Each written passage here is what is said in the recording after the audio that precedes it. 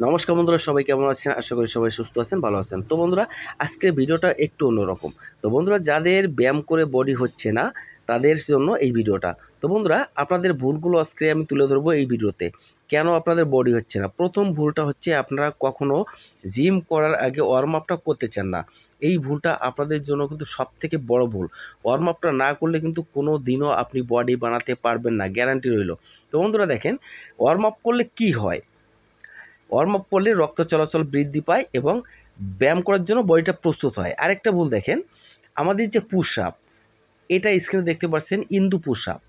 সঠিক মাপে push up লাগাবেন, আর এই পুশ আপটা লাগালে কিন্তু আপনার মাসলগুলো অনেক গ্রোথ হবে।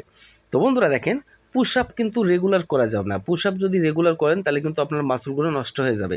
পুশ আপ করবেন আপনি যেদিন চেস্টের ব্যায়াম করবেন সেদিন।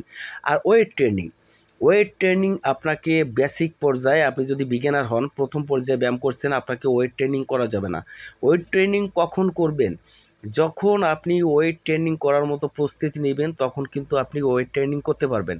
আর ওয়েট ট্রেনিং করতে গেলে কিন্তু মাত্র সপ্তাহে একদিন ডেড লিফট করতে পারবেন।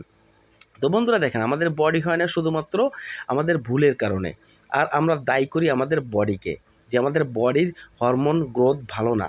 তো বন্ধুরা দেখেন, বডি তৈরি করতে গেলে আপনাকে নিজেই জিম মাস্টার হতে হবে এবং নিজেই কিন্তু আপনার ডক্টর হতে হবে, নাহলে কিন্তু আপনার বডি কখনো সম্ভব না। দেখেন বন্ধুরা, আমরা ব্যায়াম করার সময় অনেক ভুল করে থাকি। প্রথমত, রেগুলার পুশ আপ লাগানো যাবে না। রেগুলার পুশ আপ লাগালে আপনার বডি নষ্ট হয়ে যাবে। আপনার পুশ আপ লাগাতে হবে যেদিন চেস্ট করবেন সেদিন।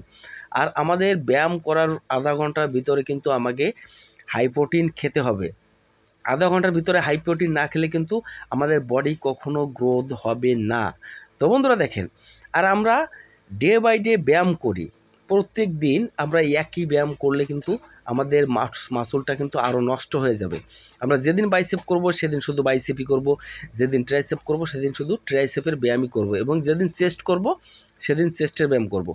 এই নিয়মে যদি আপনি 1 মাস এক্সারসাইজ করতে পারেন তাহলে কিন্তু আপনি ভালো রেজাল্ট পাবেন। আর যদি এই নিয়মে আপনি এক্সারসাইজ করতে না পারেন তাহলে কিন্তু আপনার বডিটা একেবারে নষ্ট হয়ে যাবে, আর রিপেয়ার হতে কিন্তু অনেক দিন সময় লেগে যাবে। আর এই পুশ আপটা যদি সপ্তাহে 2 দিন করতে পারেন তাহলে কিন্তু আপনাকে আর চেস্টের ব্যায়াম করা লাগবে না। একটা ব্যায়ামেই কিন্তু আপনার সম্পূর্ণ এক্সারসাইজটা হয়ে যাবে।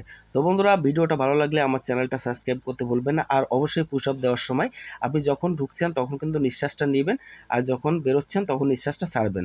ধন্যবাদ সবাইকে, ভালো থাকবেন, সুস্থ থাকবেন, সবাইকে নমস্কার।